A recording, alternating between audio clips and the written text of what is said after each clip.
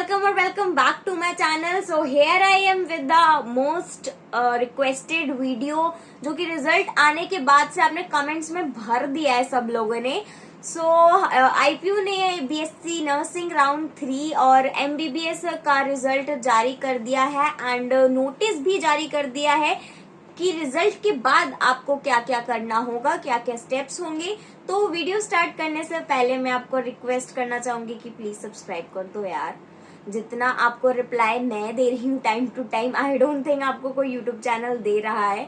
So please subscribe कर दो यार, रिक्वेस्ट कर रही हूँ, आपको हेल्प करती हूँ तो इतना तो बनता है ना. तो चलो without any further delay let's start the video. Result check करो भाई, आपको कोई ईमेल नहीं दिया जाएगा. सब लोग, मैंने देखा आप लोग कमेंट सेक्शन में बहुत सारे लोग बोल रहे हैं कि कैसे रिजल्ट चेक करो, रिजल्ट तो है ही नहीं वेबसाइट पे. अरे कैसे आएगी, आप लॉग इन तो करो, अपना क्रेडेंशियल्स डालो, लाइक अपना यूजर नेम एंड अपना पासवर्ड वगैरह डाल के लॉग इन करो, वहां पे आपको रिजल्ट दिखेगा. आपको शेड्यूल वगैरह में नहीं दिखता रिजल्ट. सो नेक्स्ट चलते हैं. सेकेंड स्टेप है आपका पे द पार्ट अकेडमिक फीस. तो आपको 60,000 पे करनी है for BSc nursing and 96,000 for MBBS आपको पे करना है. और फिर पे करने का जो डेट है वो है 3 नवंबर 2025 दोपहर 12 बजे तक. मैंने आपको पूरा डेट और टाइम भी बताया है.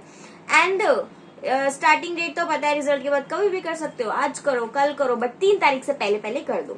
और वैसे जितना जल्दी कर सको उतना जल्दी बेटर है, वरना आपको पता है आईपीयू की वेबसाइट.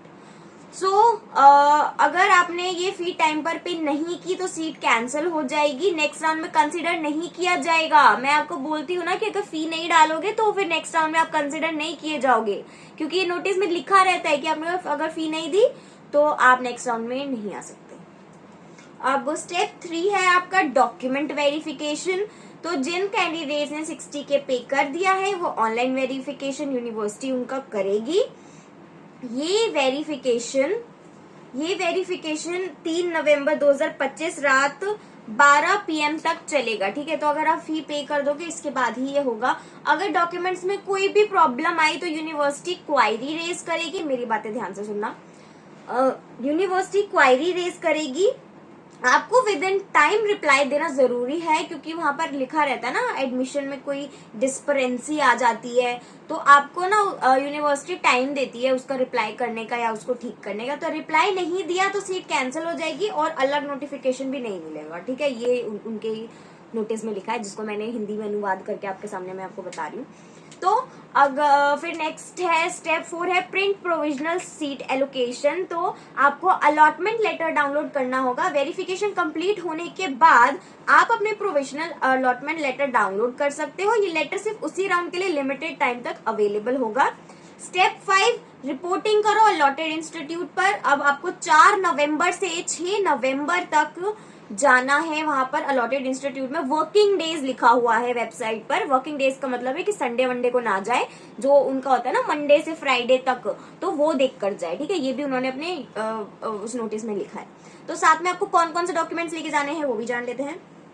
सबसे पहले 10th-12th का मार्कशीट, फिर नीट यूजी का स्कोर कार्ड, फिर कैटेगरी रीजन सर्टिफिकेट अगर एप्लीकेबल हो, यानी कि अगर आप कैटेगरी से किसी वहां कैटेगरी से अगर बिलोंग करते हो तो, और अलॉटमेंट लेटर, फी पेमेंट रिसेप्ट, मतलब कि जो आपने 60 के पे करी है उसका फी पेमेंट का रिसेप्ट आप डाउनलोड कर लो और उसको भी लेकर जाओ.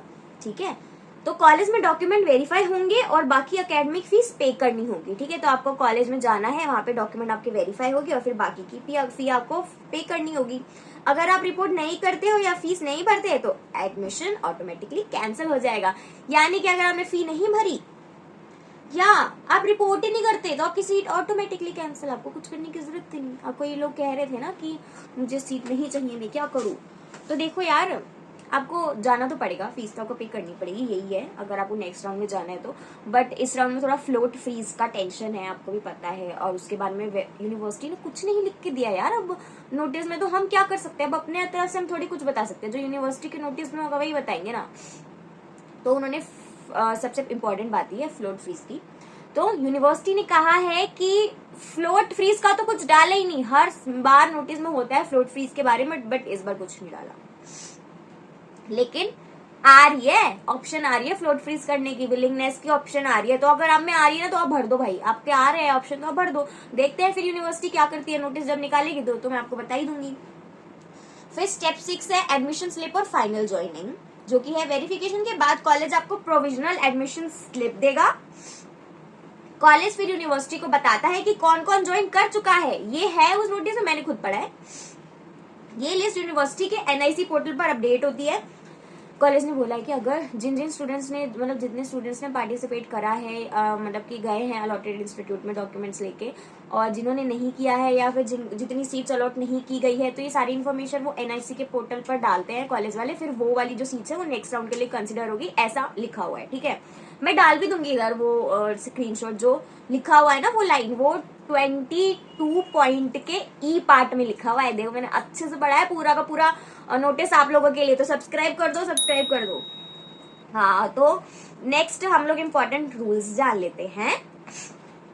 तो अगर डॉक्यूमेंट्स गलत निकले एडमिशन कैंसिल हो जाएगा। फेक सर्टिफिकेट जैसे कि कास्ट, रीजन या मार्क्स मिले तो एडमिशन अपने आप कैंसिल हो जाएगा और आपको फिर यूनिवर्सिटी पैसा भी नहीं रिफंड करेगी अगर फेक निकला तो। कंपार्टमेंट या रिजल्ट अवेटेड केसेस में एडमिशन अलाउड नहीं है। तो अगर आपके 12th में कंपार्टमेंट आया है या अवेटेड है रिजल्ट, तो रिजल्ट अवेटेड है तो फिर आपको नहीं मिलेगा एडमिशन, ये सब लिखा हुआ है। और विलिंगनेस के बारे में बात कर लेते हैं, जो बहुत चर्चित टॉपिक है इस राउंड का। लिखा हुआ है कि फ्लोट फ्रीज का क्या हुआ भाई, ये सबका सवाल है, तो जान लेते हैं। बहुत लोग पूछ रहे हैं कि फ्लोट फ्रीज या विलिंगनेस का ऑप्शन मेंशन नहीं है, तो मैं आपको बता दूं कि ये राउंड 3 को फाइनल राउंड माना जाता है, इसलिए यूनिवर्सिटी ने फ्लोट फ्रीज का ऑप्शन हटा दिया है। ठीक है, according to the notice. But अगर आपको ऑप्शन आ रहा है, क्योंकि मैंने भी चेक किया है यार, मेरे पास 2-3 क्या कहते हैं आईडी पासवर्ड्स है, मैंने चेक किया, सब में विलिंगनेस का ऑप्शन आ रहा है। तो अगर आपको विलिंगनेस का ऑप्शन आ रहा है तो आप कर दो, आ रहा है ऑप्शन तो कर दो यार, देखते हैं आगे क्या होता है। फिर अब कोई अपग्रेड या नेक्स्ट राउंड में मेंशन नहीं है, नोटिस में मेंशन नहीं है, इसलिए बता रही हूँ क्योंकि मैंने नोटिस पढ़ा है ना, नहीं है उसके अंदर कुछ लिखा हुआ है कि जो भी सीट्स बची है वो नेक्स्ट राउंड के लिए कंसिडर्ड होगी और नेक्स्ट राउंड की इन्फॉर्मेशन हमको मिल जाएगी नोटिस के थ्रू। तो यही था इसमें, और फाइनल ज्वाइनिंग वाला शेड्यूल आपको बाद में कॉलेज देगी। ठीक है, तो ये रहा आपका आईपीयू बीएससी नर्सिंग राउंड 3 का। फ्लोट फ्रीज, अपग्रेडेशन ये सब नहीं है, मैंने आपको सब बता दिया।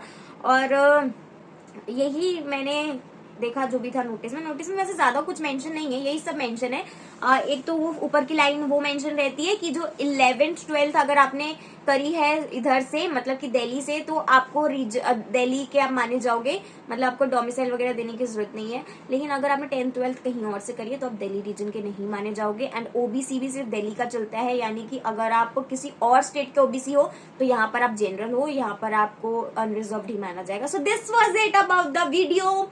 सब्सक्राइब कर दो, यही बोल रही हूँ मैं, क्योंकि मैंने देखा यार जितनी मैं मेहनत एफर्ट्स डाल रही हूँ उतने मुझे रिस्पॉन्सेज नहीं मिल रहे। तो प्लीज गाइज यार सब्सक्राइब कर दो, थोड़ा अप्रिशिएशन तो सबको चाहिए होता है आगे बढ़ने के लिए। So this was it about the video. और भी कोई कंफ्यूजन हो तो डोंट हेजिटेट टू कमेंट, क्योंकि मैं हर कमेंट का रिप्लाई देने की कोशिश करती हूँ, बट आप लोग इतने कमेंट्स कर देते हो कि देखा मैंने, मतलब कि 115 100 नहीं, अभी तो 130 140 तक कमेंट्स हो गए हैं उसके अंदर। तो यार सबको रिप्लाई नहीं कर पाती, बट मैं मैक्सिमम सबको रिप्लाई करती हूँ। हाँ, और जिसकी मैं वीडियो डालने वाली हूँ उसका रिप्लाई करके क्या फायदा है ना। तो this was it, bye bye, subscribe कर दो।